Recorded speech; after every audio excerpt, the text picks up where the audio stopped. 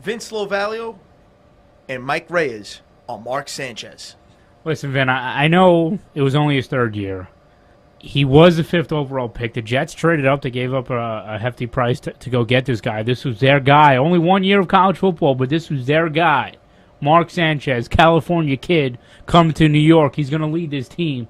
You expect to see some progression, a significant amount of progression in year 3, and in my mind, we certainly did not see that. Listen, the Jets the first 2 seasons under Mark Sanchez, and especially the rookie season, I think the bar was set really, really high. 2 title games that they continue to live on.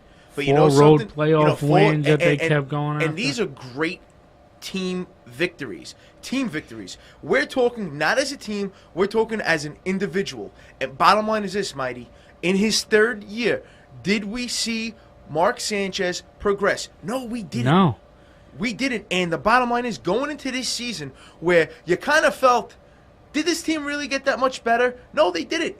You lose Brad Smith. You lose Braylon Edwards. You replace him with Plaxico Burress. There were some changes, but what you said to yourself was, okay, this should still be a very good defensive team, and Mark Sanchez should be a lot better. Was he better? No. That's why the Jets ended the season 8-8, and now this is a franchise. They don't know which direction they're going to. And unfortunately for Brian Schottenheimer, and I'm not going to kill Schottenheimer, but it cost him his job. It did.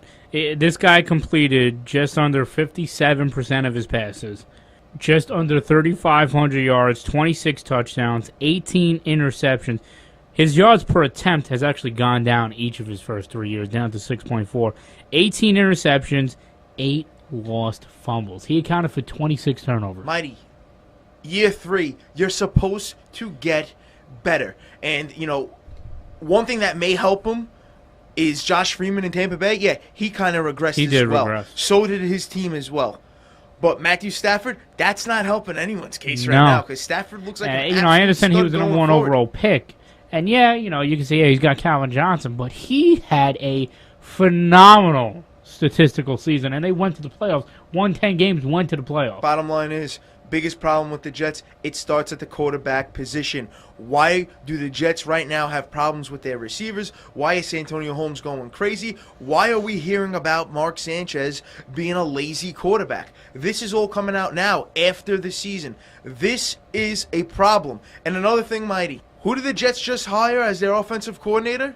Tony Sparano. And what does he like to do? He likes to run the football. Exactly. They went into this season saying we're going to open things up and we're going to let Mark Sanchez and they threw the ball about 540-plus times, and how did that work out? Rex Ryan turned that bad boy around and said, let's go back to ground and pound. It didn't work out. 8-8. Going forward, this Jet team's in trouble. Mighty, bottom line is this. I'm no psychic. 2-3 years from now, Mark Sanchez is a backup quarterback somewhere. Yes, he is. No, he is. Well, to me, it's almost a foregone conclusion for me. I'm not even kidding. I think, like you said, a couple years down the road, this guy is going to be holding a clipboard maybe behind Andrew Luck in Indianapolis or something.